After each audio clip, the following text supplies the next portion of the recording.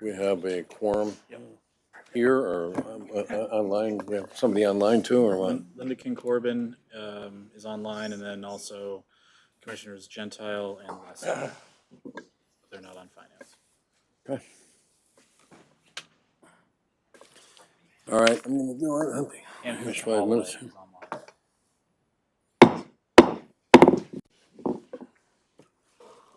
Going to call to order the meeting of the Board of Finance. It's a regular meeting, Monday, October 28th, 2024. Are there any public comments relative to agenda items? Any public comments relative to agenda items?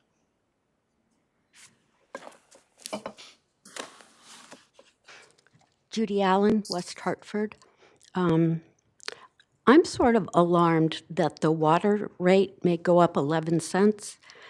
That seems higher than it's gone up for a while. And I understand that keeping the ad valorem even is a wonderful thing, but not at the expense of your customers that are buying the water. And also the Clean Water Project charge going up, especially since customers have been enjoying having those rates not go up. To have them go up that much all of a sudden, I think might be sticker shock to some. I couldn't find online what the final integrated plan, where that was, because there was talk at a previous meeting about the Clean Water Project being lower than what was agreed upon by DEEP. Anyway, I couldn't find that. So if somebody has an idea of where I could find that, I'd appreciate it.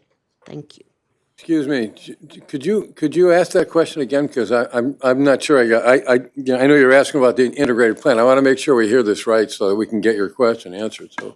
I was looking for a copy of the integrated plan where it would spell out the agreement between the MDC and DEEP about what the Clean Water Project charges would be going forward. Is that? Thank you. Thank you. Are there any other general public comments? Okay. All right, hearing none, move on to item number 3, which is approval of minutes of the September 30th, 2024 meeting. Is there a motion? Move the item. Second, Adel. Been motion and second, Commissioner Sagai, second, or you? No? I saw, did you have a question, or you were just making the Just motion? seconding the motion. Second motion, okay. Are there any additions, deletions, or corrections to the minutes as presented?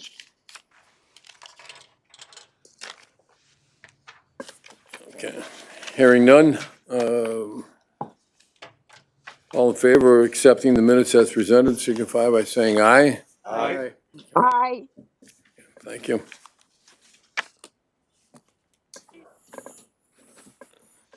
Item number 4 is a discussion regarding the 2025 district budget. And we have someone presenting the. Yeah, Bob Barron, CFO. Good evening, Bob Barron, Chief Financial Officer. Victoria is going to pass out a trend of all of our key rates, which I think is going to be a nice talking point to this brief presentation. Back at the end of September, we had a more detailed presentation on the operations budget increase. We went through every major budget item for on the expense side, every major budget item on the revenue side. And this meeting historically has been just saying what's changed since September. We get more information and we update the budget proposal accordingly. So, let's see.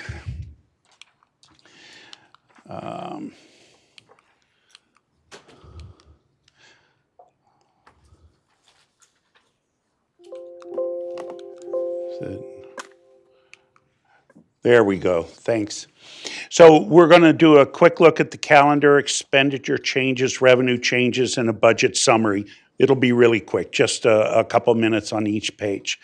So like I said, we started off at the end of September with the first Board of Finance meeting, followed immediately by the town meeting. At the beginning of October, the district board officially referred the budget to the Board of Finance.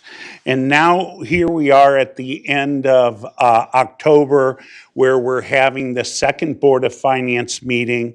And this same presentation will be given to the towns, those that choose to participate tomorrow morning. Again, in November, the public hearing materials have already been published by John Myrtle. Then we have the Water Bureau meeting, and then a third Board of Finance meeting at the end of November prior to the budget's adoption in early December. That very last item is just our requirement to levy the tax and publish the ordinances by the end of the month. So here's what changed. There's just one page on the few changes on expenditures, offset by one page for the few changes on the revenue side. And then we'll just take a look at a summary. So I highlighted in yellow in the chart itself, but the bullet points tell us what changed. We just got updated information on payroll and associated employee benefits. If someone that we had anticipated being a step 4 in the upcoming year, that position was hired and they came in at a little higher salary. We had to add salary dollars. And then, of course, there's all the associated payroll taxes that have to go up and the like. But we also had some non-operating expenditure increases. We did not account for the consumer advocates increase from $50,000 to $70,000. These are incredibly small numbers, but it's important for us to communicate what did change. It's less than 1/5 of 1% of the entire operating budget, but it's important that you see what had changed. And then in the meeting right before this, in the PP&I had approved a general insurance increase of $98,000 or 5.1%. When we finally got all the negotiations done and signed all the contracts before the October 1st renewal, those premiums went down about a little over $14,000. So our total year-over-year increase was only $84,000. Or 4.4%. So this is just along the lines of when we get more and better information, we make the changes. So those are the small expenditures changes. They were offset by updates to our meter counts. We get revenue for on a monthly basis for each of our meters, and we had updated accounts that actually offset the small changes on the expense side, and a little bit the rounding difference came off of the contributions from other funds. That's why I'm showing that the sale of water, which has the meter revenue in it, went up. I had that in yellow, but there was a little more than what the expenses went up. And so we just took it off the contribution from other funds, very small rounding numbers. So here's that same slide you saw from the September meeting, the summary slide. I purposely avoided all the detail, but we have the detail should you ever want to revisit any of that. But these are just the changes. So the sewer in red, you can see the ad valorem didn't change at all. The water sales, just like we saw on the previous slide, did go up to $96.9 million, which is a 6% increase. But when you combined all the changes that we had on the previous slides, we have in yellow a $226.7 million budget, and or 6.2%. In September, we presented $226.3 million, or 6%. So I was thrilled with the budget team. We have Mike Moore here, our new controller, and Sharice Rogers, our new budget manager. And they worked very hard to get these printed copies out to everybody. Our goal was to give you 2 full weekends to be able to review this data prior to the presentation of these small changes to help facilitate any discussions or direction you want to give us this evening. I highlighted a couple of things that we had talked about in previous meetings. If you look at the dollar change column on each of these pages, you'll see what the 2024 budget was, what we're proposing for 25, and then the dollar change will give these amounts. For example, Riverfront recapture, you could turn to page 248, and you'll see in the dollar change column 0, because it remained the same $1.2 million proposed for next year as it does, as was approved in the budget this year. Operation Fuel is shown at $100,000 in the proposed budget.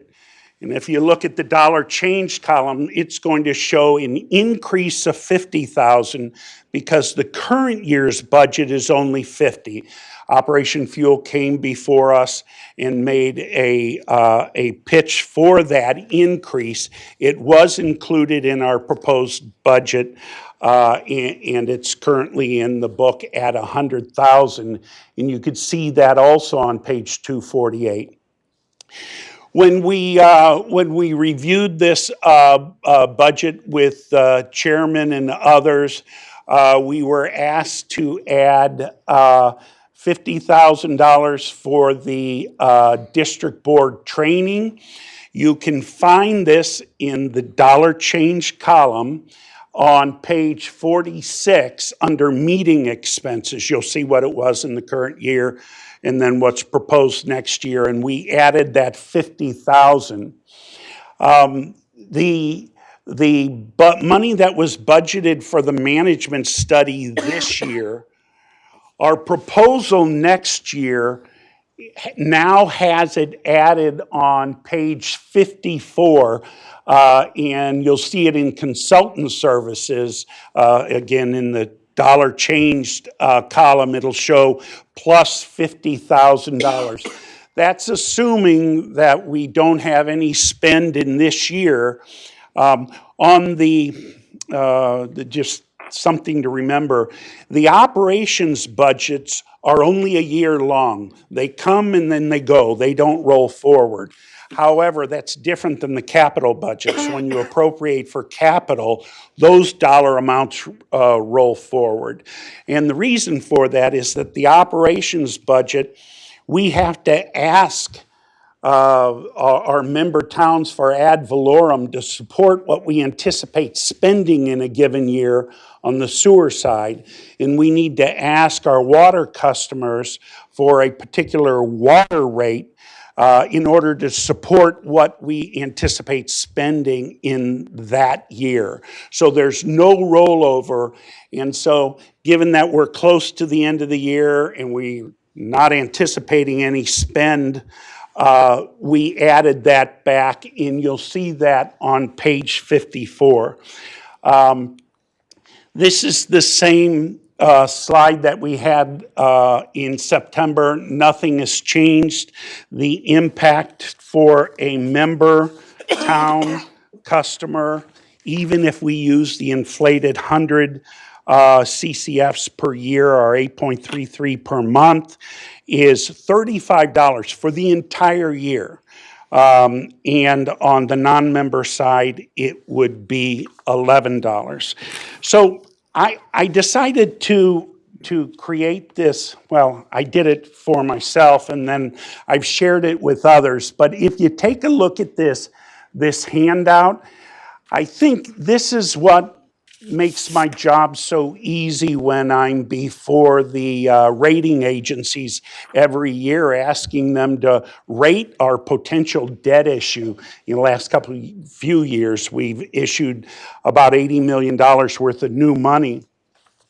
But you could see for all of these key rates, the rates that I show in green. Do you have a copy? Here. Oh, you do, okay. The rates you show in green have stayed the same. So in 2022 was 409, but look, it dropped to 380 in 23. I'm looking at number one water rate, sorry. And in 24, it stayed the same at 380. And even though we dropped that water rate 29 cents from 409 to 380, from 22 to 23, we're only going up 11 cents.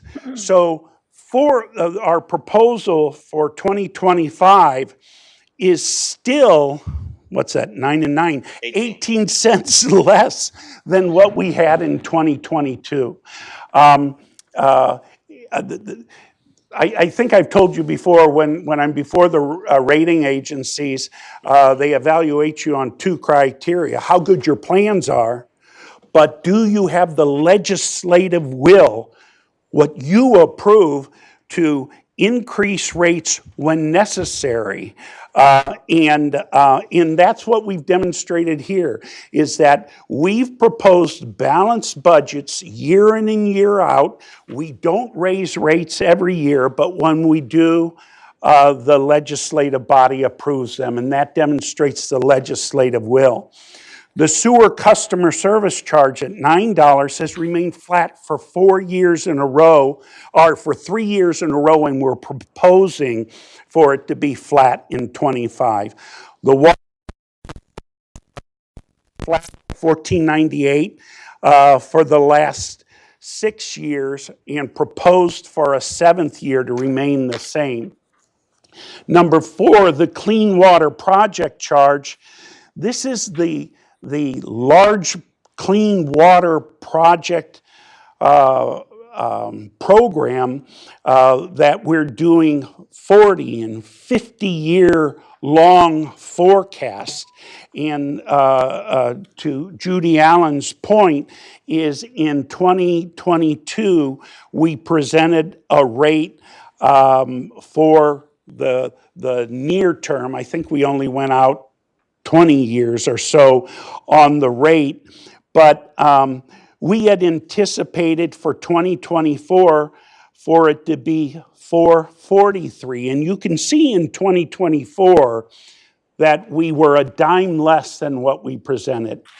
And then we presented for 2025, not only in 2022, but when we came back before you in July of 23 and asked for the reprioritization of the IP projects are reprioritization of the clean water projects and the approval of the IP projects, we had anticipated for 2025 for the rate to be $4.67, the same as what was anticipated back in '22. So we're managing. It does represent a 24-cent increase, right, from 433 to 457. But we're managing the cost of the program to the best of our ability, and these are the rates that have been approved. Sewer user charge, same thing. Flat for the last 2 years, $9. We're proposing that it remain flat. But if the symbol at the end is number 6, if you take a look at the ad valorem, it's been flat at $53.1 million. This approved budget year is the 3rd year, and we're proposing that that remains flat for a 4th year. I also have, just for all of our edification, what the sewer budget has gone up each year since 2017, what the water since 2017, and then the overall sewer plus water, our operations budget, and in yellow in the lower right-hand corner, you'll see the 6.2% that I just presented on these few slides. So with that, less than 1/5 of 1% change, but they're just updated numbers that I showed you on the revenue and expenditure side. And so the water rate at 391 and the ad valorem remaining flat has stayed the same since the September presentation. And with that, we're available for any questions. I think I can handle the high-level stuff. If you have specific questions, that's why I have our controller and budget manager here. Thank you, Bob. Go ahead, Commissioner Adel. Thank you, Mr. Chairman. Hey, Bob, we didn't get to the water utility revenues for 2024 at our last meeting, but I wanted to because we are at 73.4% of variable, which is about a $1.7 million under budget. Perfect. Yes, as a matter of fact, I remember that because I had prepared remarks and I didn't have to speak to it. So the commissioner said on that report, it was data through September. Of course, 9 of 12 months is 75% of the year is transpired. And so let's take a look at our revenues. How much of our budget have we achieved? And it's 73.4%, or 1.6% less than 75%. On a $110 million base, that's about 1.7 or $1.8 million shy. I'll tell you, when you do a north, let's see, what this budget is $226.7 million. I've always thought, I mean, budgets are just a guess, right? On the revenue and the expense side, I've always thought a reasonable window hitting the dartboard is plus or minus 5%. But my goal would be is to bring that in closer to the bullseye and have plus or minus 2%. I would say that being only 1.6% off, that's really, really close. If you ask me, and these folks here do the forecast for the year that I review and approve, if we're going to make up some of that 1.8 million, I think we will. Now, remember, we're only talking about revenue. I think there's additional offsets on the expense side where we're going to be within that bullseye plus or minus 2% range. The only reason, I mean, just walking around my own town, people's lawns are dry, they're not watering. So I was concerned because it was, like I said, almost $2 million down, and we're projecting an 8% increase for next year. Well, remember, what we covered in September is the biggest part of that 8% increase is in the water budget, not the water rate, of course. The water rate's only going up 11 cents on a $3.80 base. But the spend on the water side is going up primarily because of the $80 million worth of debt we issued in August of this year was primarily water. And so the additional budget in 2025 is just when this year's debt issue's first payment is due next year. So.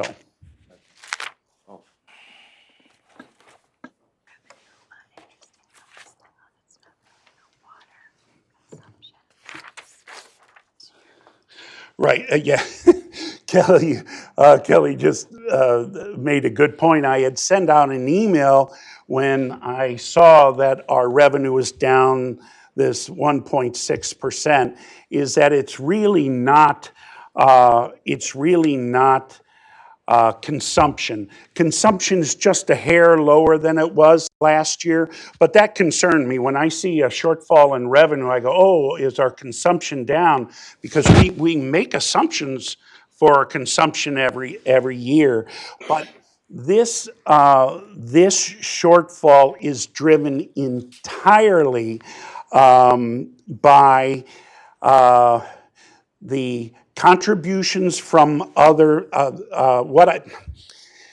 the revenue report that you have, if you have it in front of you, is currently showing, because you had requested, an actual to revenue for 2024 and year-to-date actual to revenue 2025. Now, how I used to have the report formatted, I'm not as concerned about the budget last year. I want to see my actual to see if I'm doing better than last year. Of course, I want to see versus budget this year, but I originally had it different than that. So what I did is I did a look for how is our actual revenue this year compared to our actual revenue last year, and we're $3.9 million less than last year. But it's driven almost exclusively by the contributions from other funds. The contributions from other funds in the current year are $2.9 million less than last year. And our interest income is about $1 million less than what we anticipated. So if you add the 2.9 and the 1, that's the $3.9 million less revenue this year than last year. But with that said, each year we presented a balanced budget. And so that 2.9 less was made up elsewhere in the 24 budget. So all that to say is I think we're going to make up a little on the revenue side, and I believe the expenditures will offset any losses on the revenue side. And we won't be generating big surpluses by the end of the year like we've seen in prior years, but I think we've honed in on that plus or minus 2% bullseye. One follow-up, if I could, Mr. Chairman. Can you turn that other mic on too? Yeah, sure. I'm just I'm about to sorry. pick you up. Oh, sorry, pardon me. One follow-up, if I could, Mr. Chairman. This is really for Chris. We have an $800,000 amount in there for the West Branch Reservoir maintenance, and I know we had run into a snag. We thought that was going to be resolved this year. We still have the maintenance obligation for the West Branch. We still have Well, this isn't Colebrook? no, this Colebrook Reservoir, we still have an interest out there to maintain the Colebrook Reservoir, the West Branch Reservoir, everything's, was it south of the? Yeah, but this, I'm sorry if I may. No, go ahead. This is the $800,000 that we're carrying of what we think we owe the Army Corps. Okay. And it's really, Bob can explain it better, but it's almost like the same thing we carry on the landfill. It's neutralized.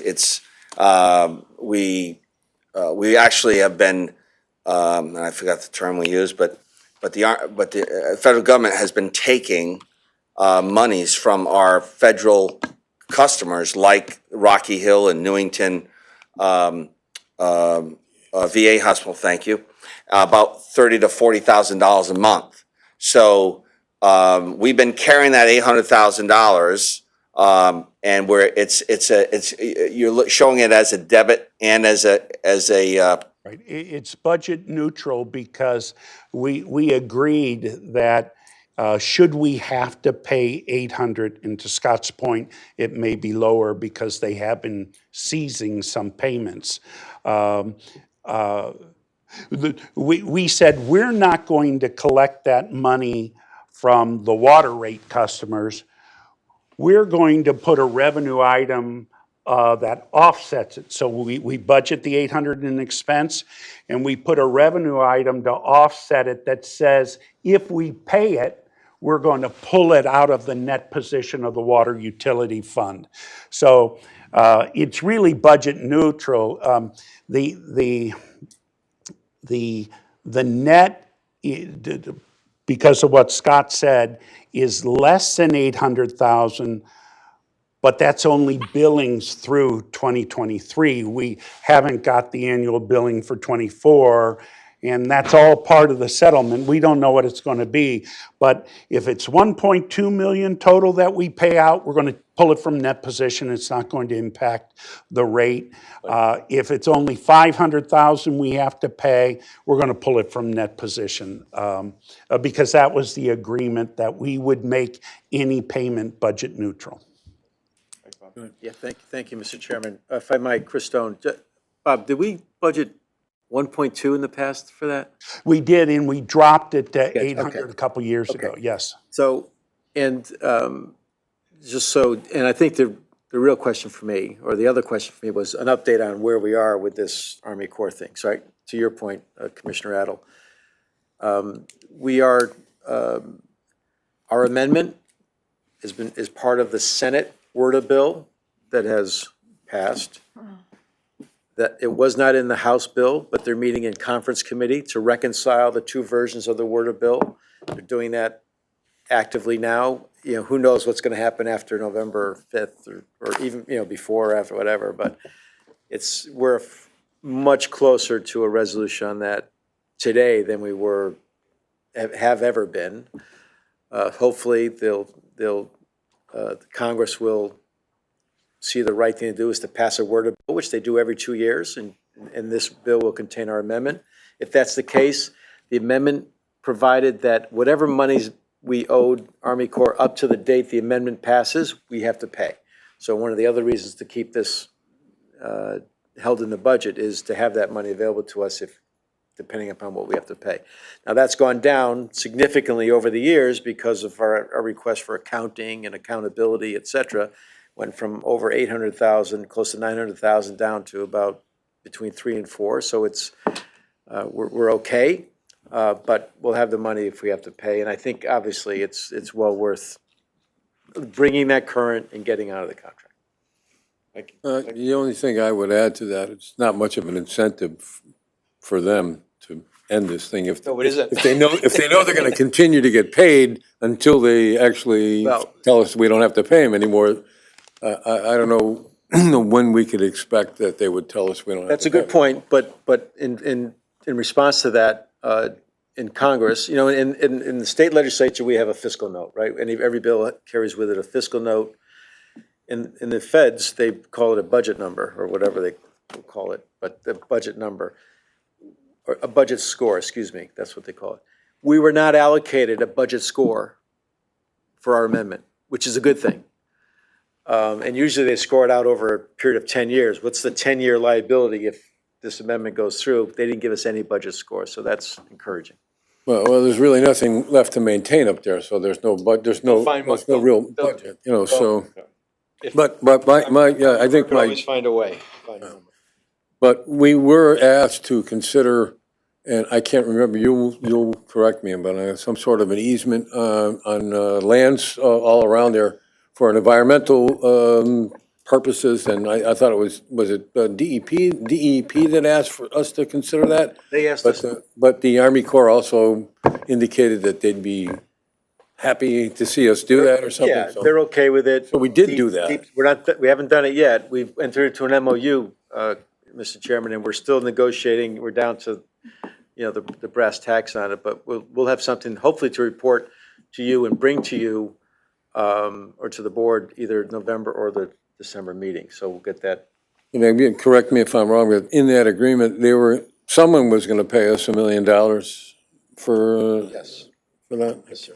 That's not, I don't think, Bob, correct me if I'm wrong, that's not in the budget, right? No. No, I assume that it's not, because if it was, we could pay the Army Corps with that if we got it. Yeah, there may be an offset there, sure. Commissioner Adel, is that satisfied? Is there someone else with a general question? Because I want to also get some specific, give people an opportunity to ask specific questions. Go ahead, Commissioner Sagai. Thank you, Mr. Chairman. Bob, you mentioned in page 46 of the book, the meeting expense increase of $1,000 for training. Could you elaborate what trainings it is and who? Well, perhaps the chairman can let us know. It was after a meeting with him, and he could provide what his ideas were for the 50,000. Part of it is I workplace. need your help. You need your. Oh, I'm sorry. Part of it is workplace training, workplace violence, whistleblower training, ethics training. Bill's still here? It's in the bylaw we just passed. He doesn't. And that too. And also, and I'm not sure how far the money will go. But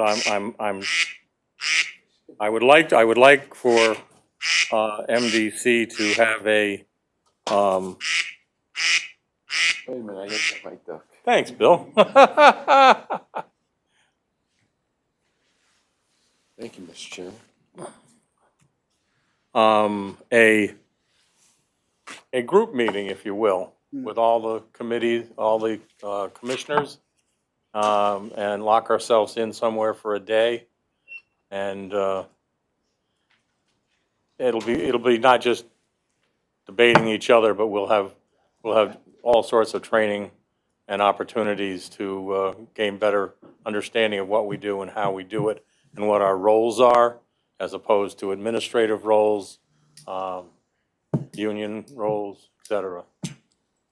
Thank you for that. No, I'm just curious, and would that be given, I guess, requirement to the staff to do, or is that? No, that would be an outside. No, I mean like the trainings that are being provided after we come to a conclusion of what your point I'm is. sorry, say again? Yeah, is it for the staff, the training opportunities, or is it for? No, Okay. no, that training is, their training is built in the budget. Okay. And required. That's something fairly new for us. We've had ethics training once. It was training, but I think we can do better. But for all those other trainings, we just need to be aware of our capabilities and our roles and how far we can push that dime. Okay, thank you for that. You're welcome. Any other commissioners? Okay. Yes, thank you, Commissioner Mr. Manday. Chair. Thank you, Bob. Bob, I had a question on the operating budgets for municipalities, the ad valorems. Okay.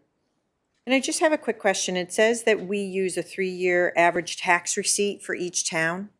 Yes. Is that, I just want to make sure I understand this. In Hartford, we have a very large percentage of our property that is non-taxable.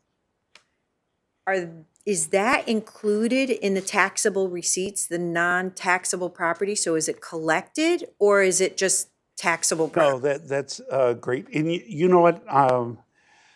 I'll make myself a note because I went back to the legislative archives from 1914 and copied the page that gives us the ability to tax. And it specifically says that it is the tax revenue collected and any taxes that were abated by the city. So if the city said, hey, I want to attract this big employer in and I'm going to waive their taxes, the statute allows for a 7-year deferral, and you can do it any way you want, but they give an example where you waive the taxes for the first 2 years, then 90%, 80, 70, 60, 50. So those are your 7 years. So that's the example they get, but you can do it any way you want. Those I can add to the revenue, and we do. I'm sorry, can you just? It's governed by GASB 77, but just let me finish the point, because the more important point is what we can't tax, and that's probably what you're referring to. Hospitals and universities, any of those large nonprofits, those pilot taxes where they receive payment in lieu of taxes, we cannot tax. Let's say they receive, the big hospital owes them $10 million and they receive $2 million from the state. The $8 million is gone. We're not allowed to tax for that. But we are allowed to tax for anything they implement that they choose to waive to attract businesses. So if I could, Mr. Chair, just to continue on Sure, this go ahead. questioning. So if I can give you an example, so I can understand this. So Trinity College may own approximately 100 acres of land. That land value is not included when we start this calculation. Well, I don't go to the city's grand list and work from there. I go to their audited financials and the revenue they collected. So whatever produced the revenue, whether it's included or not included, is what I base the calculation on. So I can show you the No, calculation. if I could just go back, because I'm trying to understand this the way that I'm trying to think about it. So if we don't collect, if someone doesn't collect, whether it be West Hartford, East Hartford, doesn't matter, Hartford, whatever, you're looking at the money that they're pulling in, right? So that's the actual funds. Right, the actual revenue, you know how we present our ACFR, our annual audit? They have the exact format as we do, and there is a page that shows total revenue collected. And we pull it right from their audited financials. But I also scan the document for any reference to GASB 77, which requires each municipality to list any of the abated transactions that they have. And there's a nice little chart and it says, yeah, we abated $3.7 million worth of taxes for these 5 companies. I add that to the total revenue that they collected. Okay, so let's just talk maybe a nonprofit other than a hospital or university. Again, sorry, Mr. Chair, through you. All right, go ahead. We're talking about maybe a medium-sized nonprofit in the city of Hartford, and they don't pay taxes. They own a building, they don't pay taxes, okay? Is that property considered not in the revenue because they didn't get money for that property? I don't consider that at all. I only consider what they collected because my charge is to take their average 3 years worth of revenue collections and add to it any abated properties, and that's their total for the year. or that's their total for the 3 years. And then I do that with all 8-member municipalities. And then I get a total and then see what that city's percentage of the total revenue collected is. And then I multiply that percentage times the $53.1 million it costs us to run the sewer operations. And what about uncollected funds? Like, what about, I mean, everybody, all the municipalities have uncollected funds. Would that be in, I mean, that's not in the revenue number, correct? That's right, and they are not counted. It's only the revenue that are collected. It's frankly, it's really clear and objective analysis. It's difficult enough to gather the information. We have 2 cities that haven't completed their audit yet. So I think what we have is a little footnote that said we're still collecting data. So it is, it's no more complex than that. For every component of that calculation, we have a form that I started 3 years ago where we actually reference the page number of their audit where we extracted the data, because we want to be bulletproof when someone asks us, hey, how come I went up or how come I went down in a given year? But it does kind of explain the large, again, Mr. Chair, it does explain the large difference between, or I should say similarity between like a Hartford and a West Hartford as far as how close they are. But, there's a large proportion of property in the city that is not taxable, therefore would not be included in the revenue. Right. Like our state buildings, et cetera, No, correct? You're absolutely right, but our charge is to allocate the 53.1 million, what we determined we need in ad valorem to run the business according to the revenues that they collected.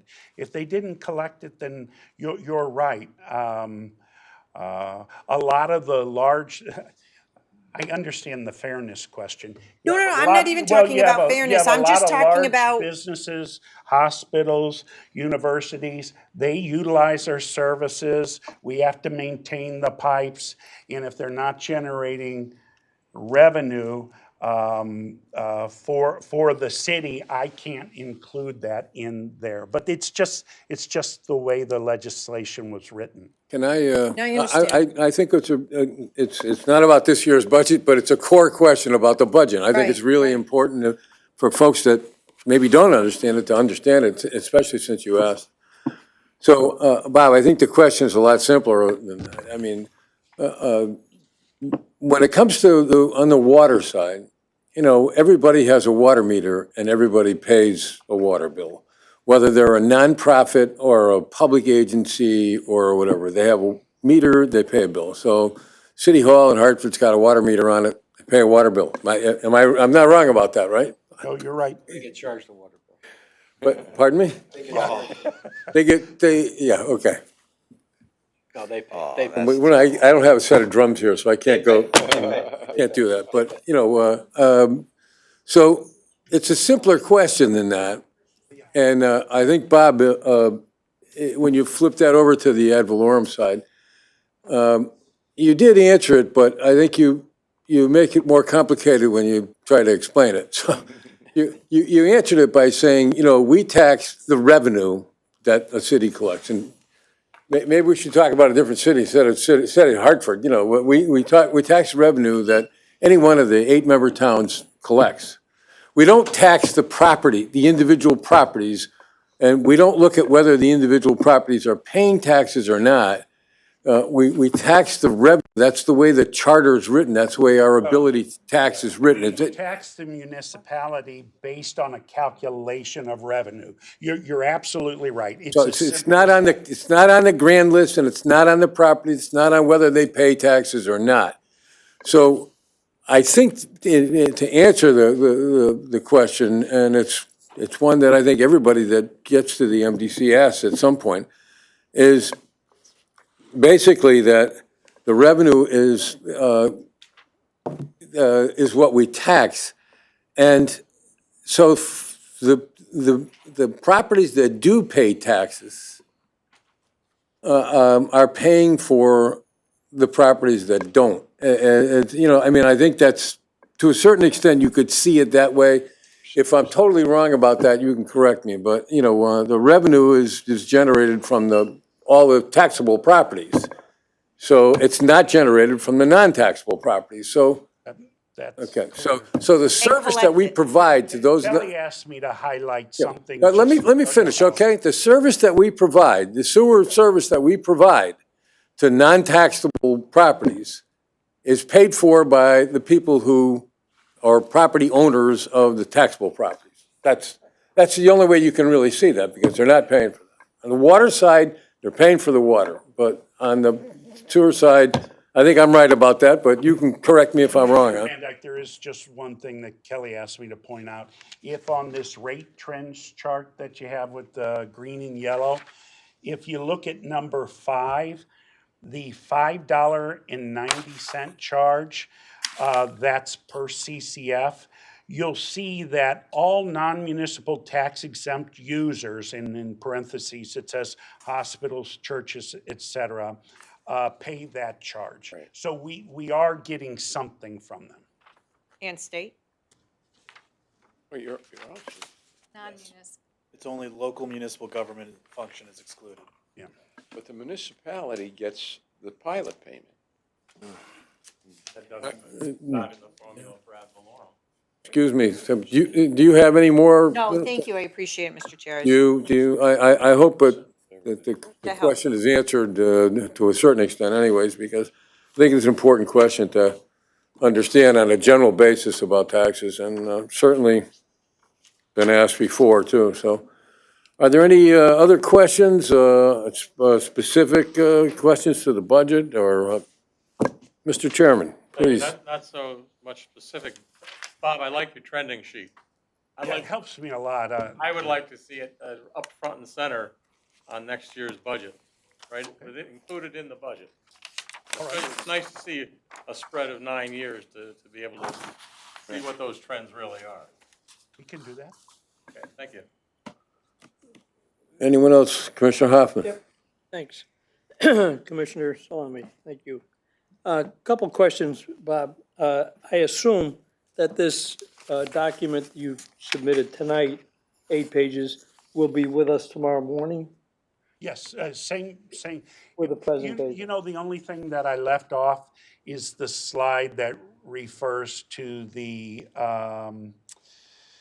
what was it? Golly, now I forget. The riverfront recapture, that 50,000.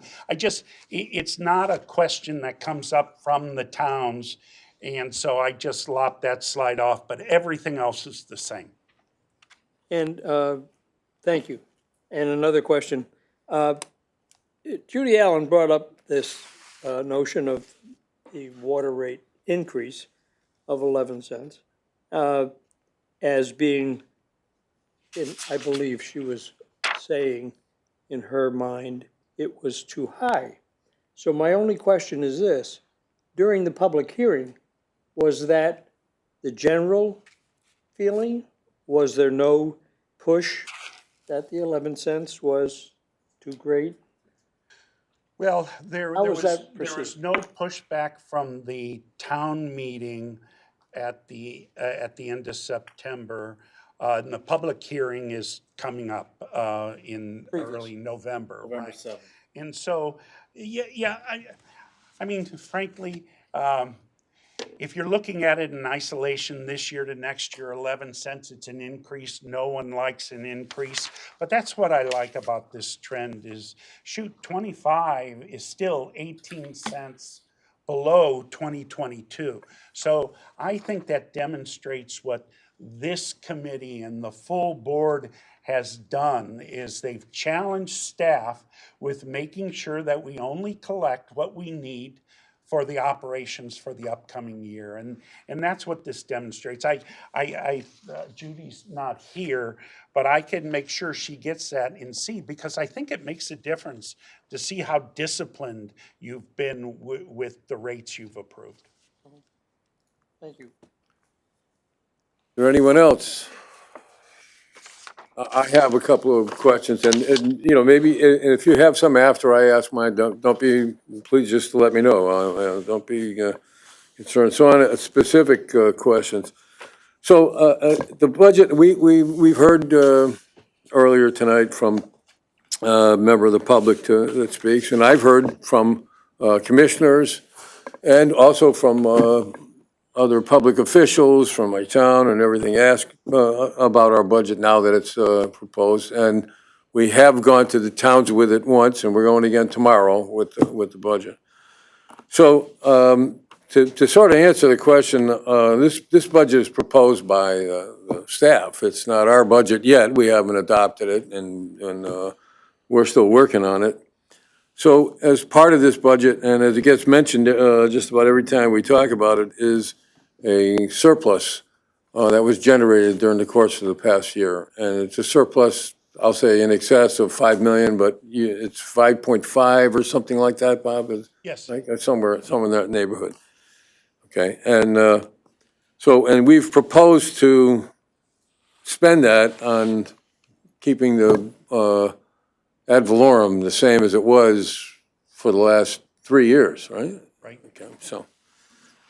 And the other question was, and you sort of answered them. We did raise the water rate. We haven't voted on it yet, but the water rate is up 11 cents, and it stayed flat for 2 years. And it, as Bob said, it's still below the totals for all the way back to 2019, I think.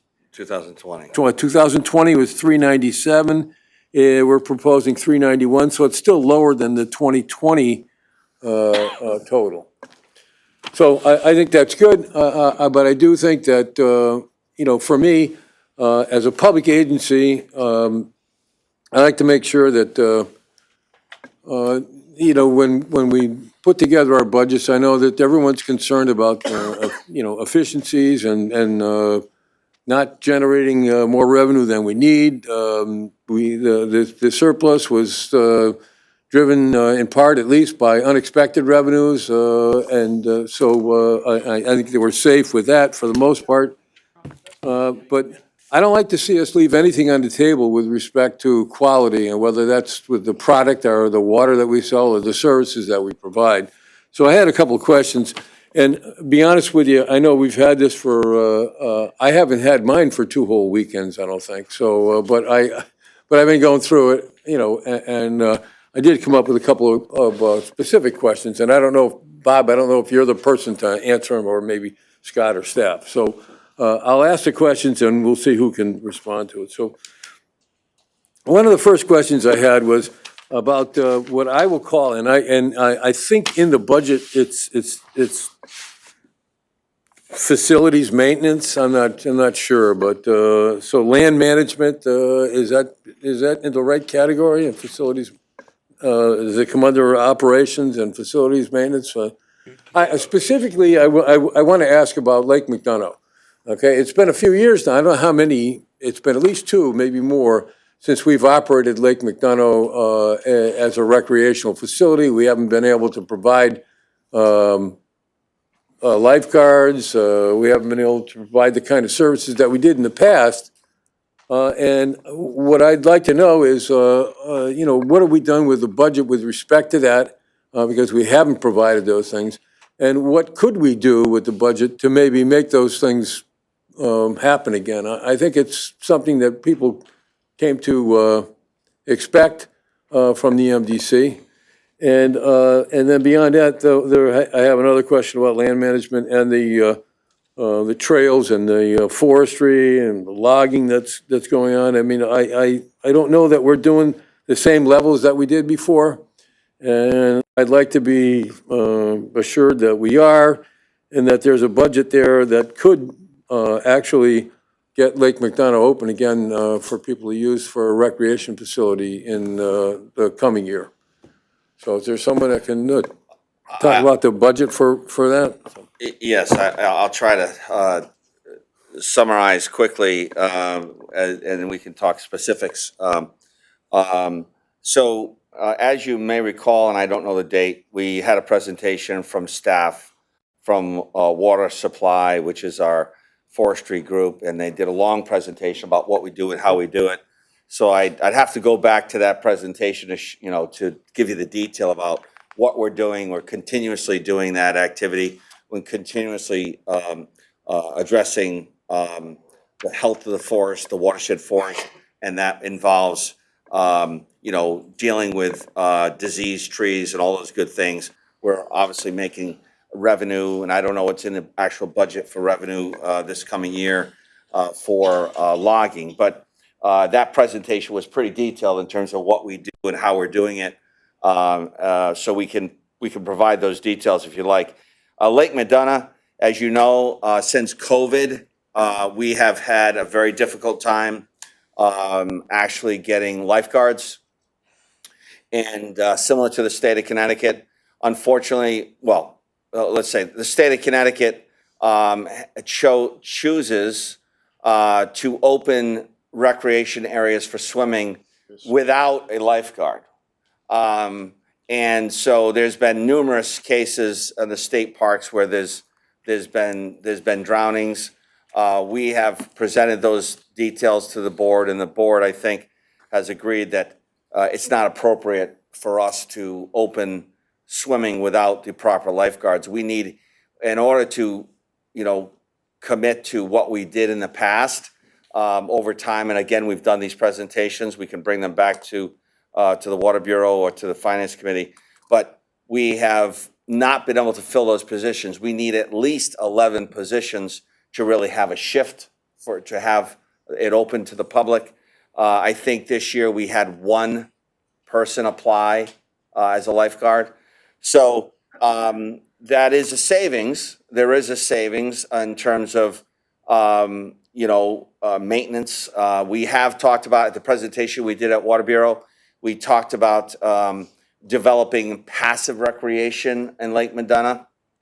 That's something we really should focus on at the Water Bureau. And what does that mean? It could be picnicking. It could be simply walking trails, similar to what happens in Resi 6 or West Hartford Filter. It's a passive recreation rather than a proactive recreation. So, but in terms of the specifics, we're happy to go through the details in each of those departments. Lake McDonough is built into the water supply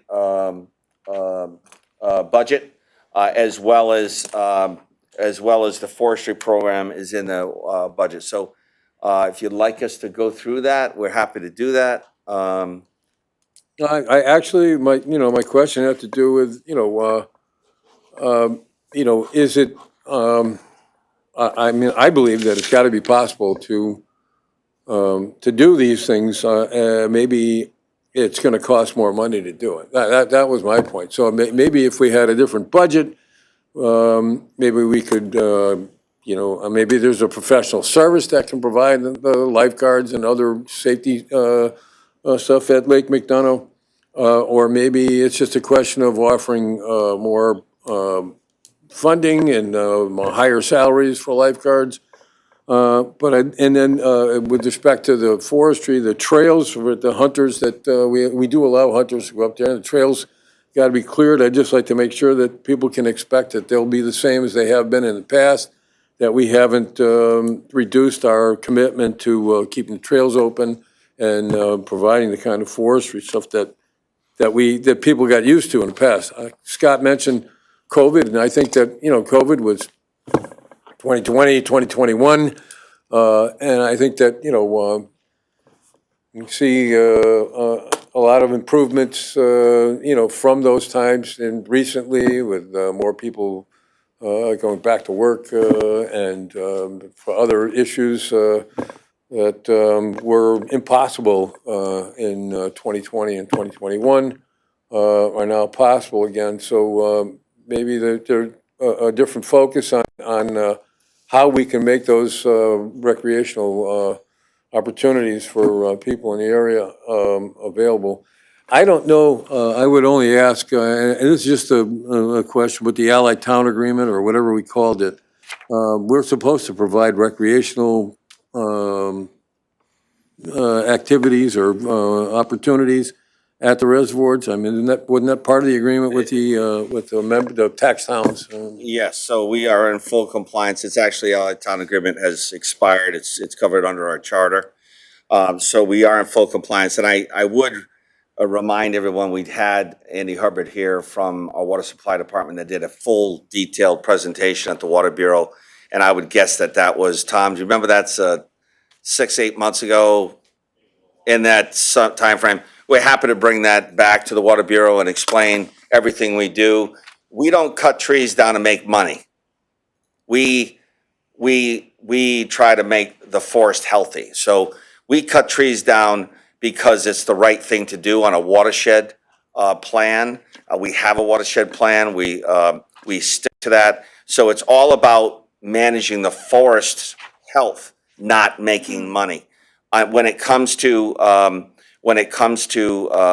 recreational programs under the charter, which used to be the Allied Town Agreement, we're required to allow hunting, fishing in the watershed towns, not the Barkhamsted and Nepog, although the board did approve in 2009 hunting programs that we implement. We've given those presentations as well. I think Andy had part of that as part of his presentation.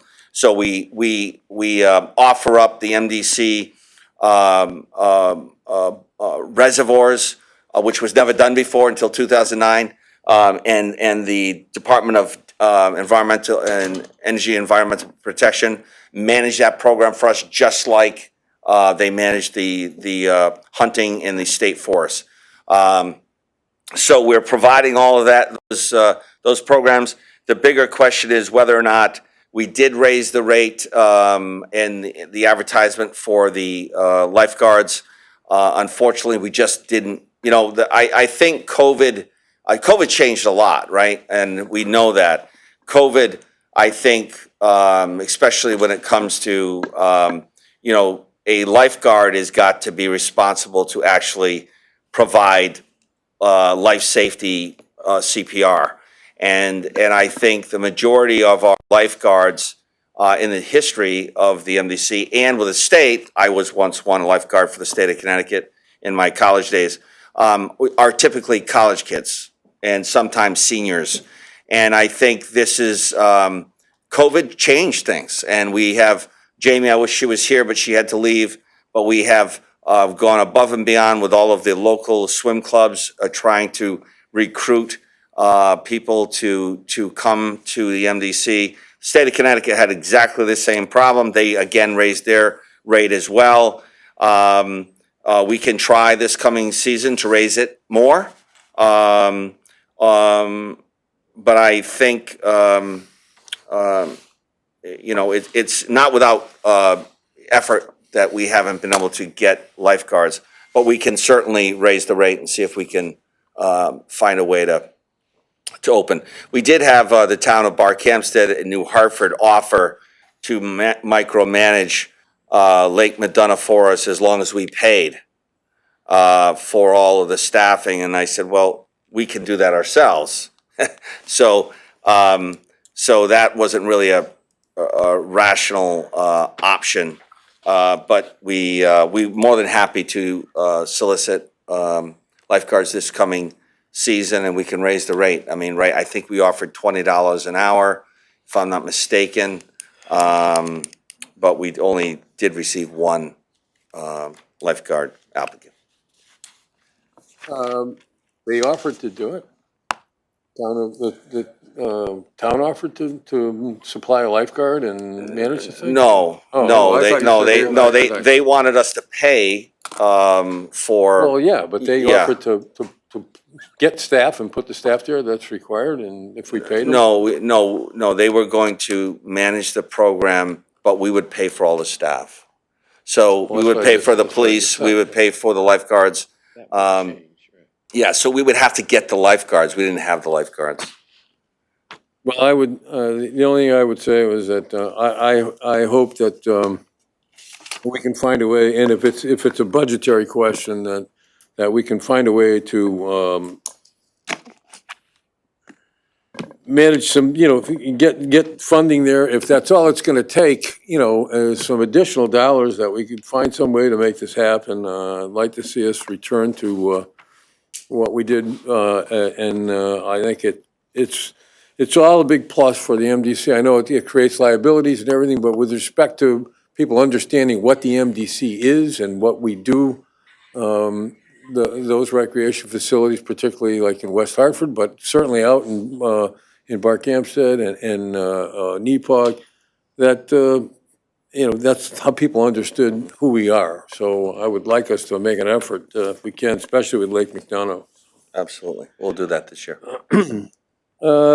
Another question that I had was, and I couldn't find it, I will admit that I haven't gone through the entire book, but I'm not sure where we would find it, but I know that in the past, because I worked with them together when Commissioner DeBella was chair, we had our energy consultant, and I know that, we continue, it's someone that we had on a long-term basis, but we had to appropriate funding for it on an annual basis. So is it in here? Am I missing it or something? Because I couldn't find it. I'm sorry.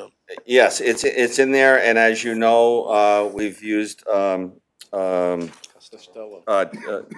Costello has been working with us really since 2008. He just recently worked with us, and we just recently bid out the electric contracts, so very successfully. And do we know what the rates were, Kelly, for that contract? They went up by about total And less than 10%. And those rates are effective December of 2024. 25. Yeah, we bid it out in, I think it was July, August. January 1. Yeah, it's January 1, but we bid it out in July and August timeframe. Yep. Rich Natural Costello. gas as well. Natural gas as well. Correct. And Rich Costello, I think we pay him, We only paid him about $8,000. yeah, $8,000. So that is built into our Procurement budget. procurement. We've already paid that. So that's a 3-year contract. The electricity, yes. And Yeah, no, that's a statement, I'm sorry. That's 25, 6, and 7. Right, so we've got a 3-year contract for that, electric and propane, and natural gas, sorry. Well, so where can I find the funding for that in the budget book? I'm sorry, I just, Bob, if you can. On page 87, you'll see CAO procurement budget summary. And under outside services, the account is 512080. You'll see a total of $50,000 proposed in the current year,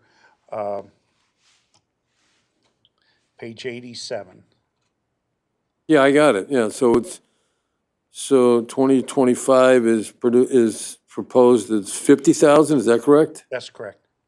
Okay.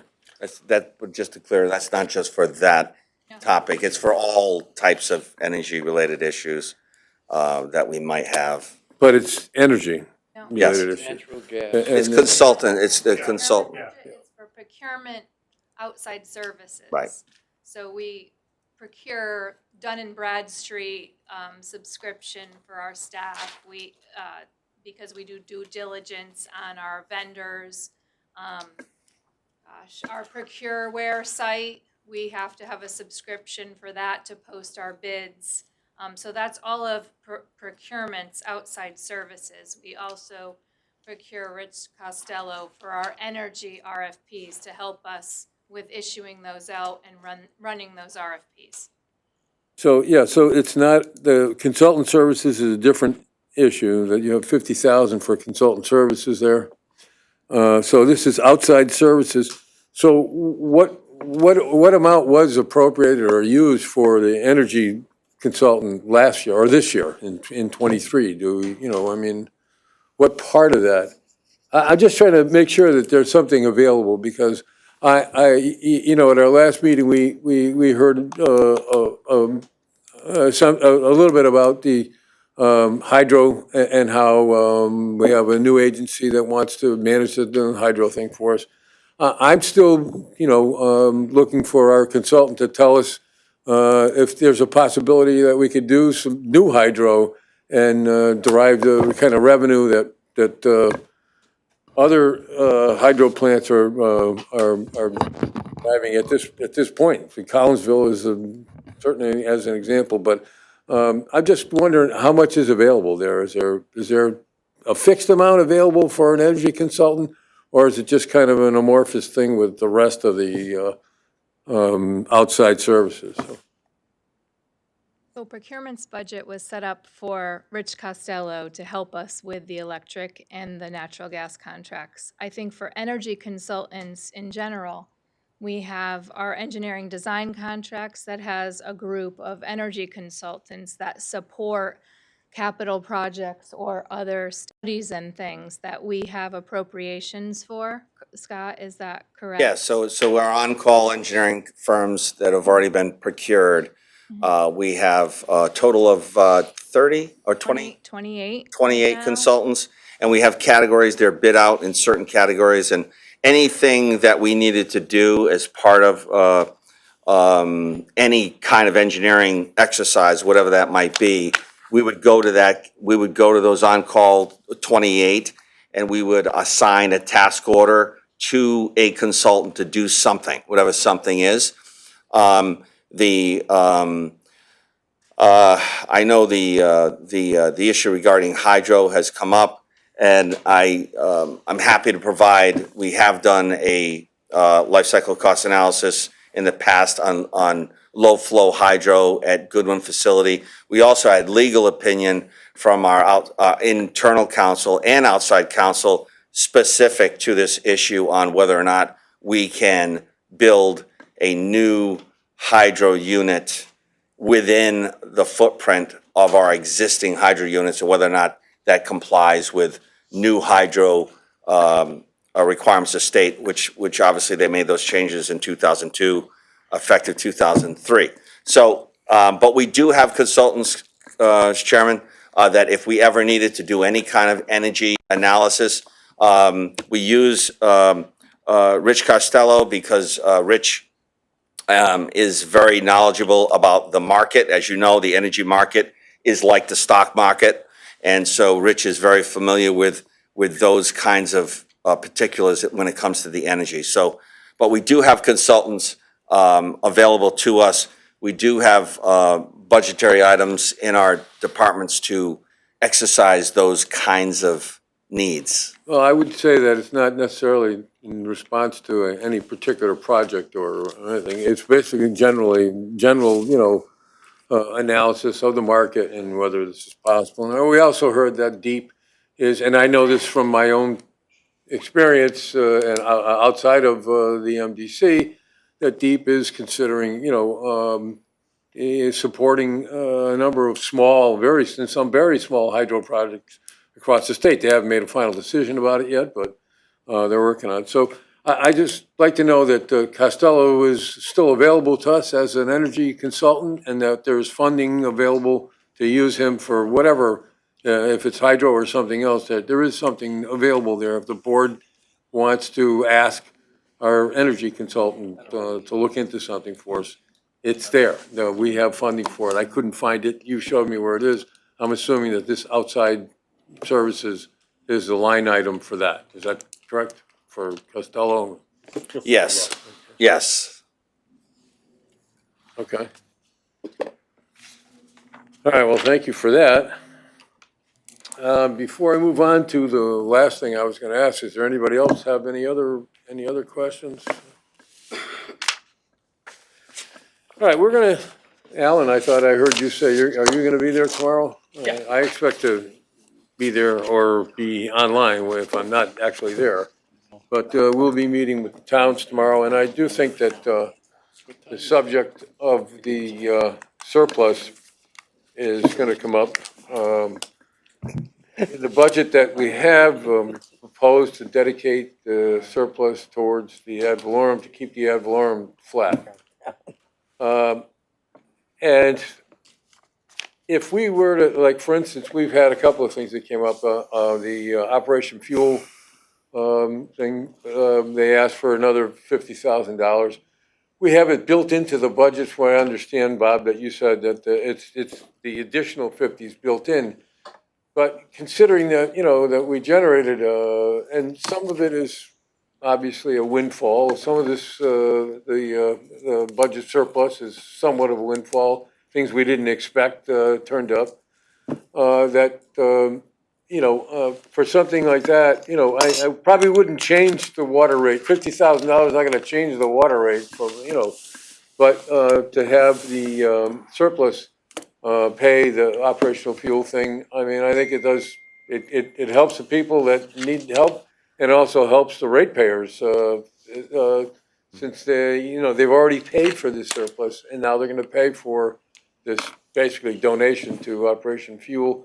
I'm not sure that the towns are going to ask those questions, but I think that we heard some questions this evening from the public, and I've heard the same sort of questions during the course of the last few weeks. So the question may come up about what we can do with the surplus, and I think that the district board and the Board of Finance has the ability to make suggestions about it, but to go to the towns with a budget that says we're going to give it to them, it's not likely that they're going to be interested in doing anything else with it if we've already said we're going to give it to them. But I think the point is that we don't have to at this point. And it's not absolute that we have to give them the whole $5.5 million. And Well, it's important to note that the $5.5 million is a surplus on the sewer side against the fund balance policy for the sewer side. And if you're talking about Operation Fuel, it's on page 248. You'll see that's under special agreements and programs on the water side. So, and to your other point is I'm not sure what adds to the water rate, the 11 cents.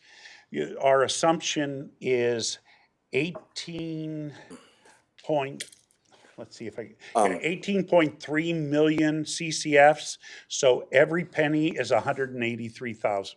I just want to clarify. I understand that, Bob. Yeah. Yeah, I just want to clarify. We've already given the $5.5 million to the towns. It's in the budget. Yeah. If the board so chooses to not give it, we got to change the budget. There is no more 5.5 million. The money's gone. It's been used. It's been applied to the budget. Bob has clearly shown in the budget process where the money went and where it's been allocated. There is no more $5.5 million. It's gone. Scott, I would disagree with you. I think it's the district board's budget that's got, Commissioner DeBella, go ahead, please. Yeah, I think that, as Scott's saying, it's been put into the budget to what happens next year as the interest rates drop, there's going to be a significant loss of revenue. Right. And that's the thing you're going to look at next year. You're not going to be sitting with a $5.5 million because it's not a constant. It'll be, it's going to be determined by what happens in the economy. As the Fed starts to drop the rate, the return is going to drop proportional to $5 billion. I'm not saying it's going to go down 5. It may go 2.5 in so many years, which raises a question that I'd like to ask our chief legal counsel. Before you do, there's one thing, Bill, before you do. So the surplus, the 5.5 million, is a dollar amount above the fund balance that we've approached. So it's above the 35%. It's 5.5 million is above 35%. We're only required to do 30%. But go ahead. No, I understand, but it's going to be impacted next year anyway, to some degree. I guess the question I'm asking Chris is, where do we stand on the litigation on $20 million now that we have on the issue of the landfill Yeah, well, we have, discharge. we have 3 cases. Prior to July of this year, August, was it August, John, the decision came out? More recent than that. But it's September, let's call it September. nothing called August Shannon decision scheduled between this evening to the 31st of That's you. December, 2024. Feed a duck. I don't know. It's almost like a duck. I can't. So, we had, prior to September, we had 1 case that was released by the State Claims Commissioner to the courts, to the Superior Court for us to bring an action. We brought lawsuit.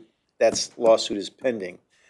It's been assigned to the complex litigation docket in the Superior Court in Hartford.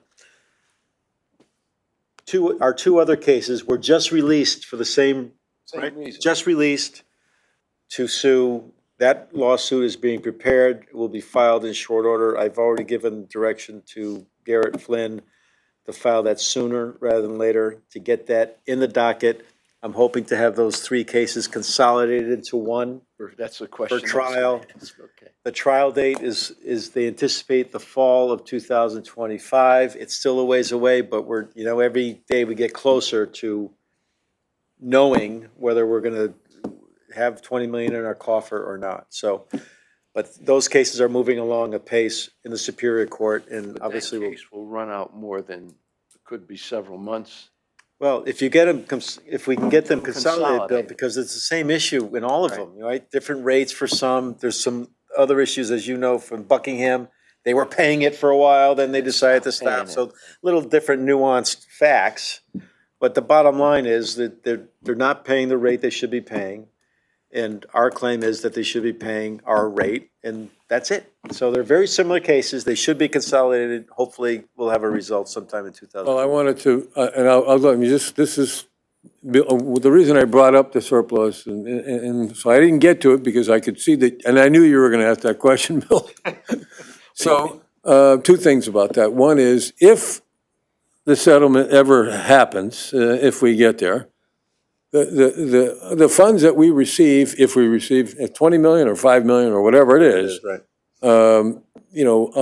we've already voted that that's going to go directly to the ad valorem. So, The ad valorem pardon me? It's not gonna. go line back to item the we town. created, not to the ad, it goes to ad valorem, but not directly to ad valorem. Yeah. Yeah, you corrected, but when you first made you made the motion, Don, I think, and when you first did that, everybody understood that it was going to go to the town. It was coming in, it was going to go to the towns. And before I give it back to you, Bill, I do have one thing. I read this nice article about the South Bushnell. Nice picture of you, Scott, with that. And I would like to talk about the Buckingham Street garage one. It's a possibility that the state could get involved in funding for the construction of that, because they could build a storm sewer to Buckingham garage and then not have to pay us anymore for dumping it in our sanitary sewer. Because it has to. get And to that's the- all part of the South Bushnell project there, so they should be a partner in this, and the state should be anteing up some funding. And we as well, have so, identified that. It's about $130,000 to extend the storm pipe up to the Bushnell, the Buckingham garage. So we have asked CRDA to get the state involved in that process and hopefully resolve this issue. Live up to their- Pay us and hopefully extend that storm pipe up Buckingham to the garage, which is about $130,000 extra, so that we can That's all. remove that storm forever. And that's cleaner water, isn't it? Sure. And you might want to remind them, Scott, that I Yeah. gave them that option in Yep. 2017, before we Yeah. started building it. They had enough money in the capital project Yeah. to rebuild the garage and the state office building, to do it then, and they chose not to. We're hopeful. Well, now they have a partner too. That- Go ahead, that- Bill. That's the first $2.5 million of whatever we recover out of, if we do, would go back to the MDC relative to where we took it out. We paid $2.5 million out of our operating budget in that year when we had the COVID problem. So there'd be no increase. So there's $2.5 million in there that we anticipated getting back directly into our operating budget, because we took it out of our operating budget. So, And the board already approved that that rate stabilization fund is there for those purposes. yeah, Yeah. but it would revert back to the stabilization. Sure. 'Cause Commissioner Curry, I think, wanted to speak about his proposal I for did, rate stabilization, so go ahead. And I did say I disagree with Scott in the sense that we've given the money away. We're only dealing with a proposed budget. The Correct. district board Correct. can say, we want to take that $5.5 million and put it somewhere else where we can legally put it, and just increase everybody's ad valorem by $5.5 million. We agree. And I'm not suggesting that by any means. Right. I'm just saying we'd have to change the But budget. the fact, I just want to remind everybody, this is just a proposed Yeah, budget. right, And absolutely. it's the district board has the final decision. We completely agree. And with respect to what Commissioner DeBello said, that in next year, there may be a deficit, not a surplus, and, and you might want to establish a rate stabilization fund Well, with we have with it, already. but, whatever, I mean, I think it's still up for some discussion, and, I appreciate, when we I do would- hear from people I with. would only add, Mr. Chairman, we created that fund so that initially, we didn't have that rate stabilization fund. And some of the commissioners' perception of was when that money, if any money came in, all of it was going to be dumped right into ad valorem, which would just create a big one-time hole. So we created the stabilization fund, so any of those dollars come in, we as a board will have the ability to maintain what we have for a much longer period of time and avoid creating that one-time expense that just creates a bigger problem the following year. So, That was my point in doing it. And the last comment is just for Bob, and you don't have to, I mean, I fully understand that, that we have separation between the water and sewer, and that the funding for both. But that's a function of me being the chair of Board of Finance and being on the Board of Finance for over, I don't know how many years. And other commissioners who've educated themselves with respect to the budget and so forth. But you hear people come in during opportunity for general public comments, and you get phone calls, and you run into people that you work with or other public officials who, don't know that. And the question is, you got a $5.5 million surplus and you're raising the water rate. Why are you doing that? So the explanation is, well, the surplus is not on the water side, Someplace else. okay? Which is not always a satisfactory answer to someone that's paying a water bill. I just want you to, I hope everybody understands that. It's not always satisfactory. People are not always happy with that answer. Although it's the right answer, it's not something we have to explain, I think, so. Well, Are there any other questions for staff on the budget? Well, certainly, I think that if you wanted to audit the meeting with the towns tomorrow, I think you can do it online, John, is that correct? You can, other commissioners there's 5 guys. that can just buy it. kind of get on and watch it, or? No, it's not a public meeting, it's not a public. No, I know it's not meeting. public, but, so it's, they can't do that? It's an administrative meeting, and we have the chair of finance, the vice chair of finance, and the chair of the board, or the Okay. commissioners that attend. All right, but we can certainly let you know what transpired after it's over. We can certainly talk about it, so. Okay, so we're down to there's no more questions. We're down to, what item are we on? 8. 5. Item number 5 is meter pits. I had a question. John sent out the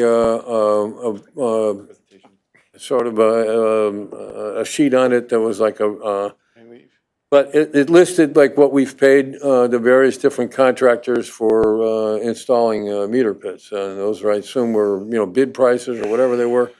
But there's no breakdown on the cost of it, the cost being, labor and materials and equipment and services provided by the district. So is there a way that we can get that done so people can have a better understanding of exactly what the cost is? For instance, you said We can provide that. $1,700 to install a meter pit. Does that include the cost of the meter pit? Is the contractor buy the meter pit from us, or do we give him the meter pit that we've already purchased and have him install it? We can provide a breakdown for you. Yeah, I'd like to, Yeah, I'd like no to see that for, Yeah. you know, and you can get that out to us. You don't have to wait for another meeting. Yep. You can get that out to No us. problem. Thank you. So as opportunity for general public comments, are there any general public comments? Hearing none, we move on. Item number 7 is commissioner requests for future agenda items. Are there any requests for any future agenda items? Anybody still online? Okay, hearing none, move on to item number 8. So without objection, the meeting's adjourned. Oh, do you have something, Bill? I don't know. Go ahead. I'm just waving to you. Oh, okay. Waving to you too. All right, we're out of here. All right, without objection, the meeting's adjourned. Thank you. Thank you. Good night, everybody.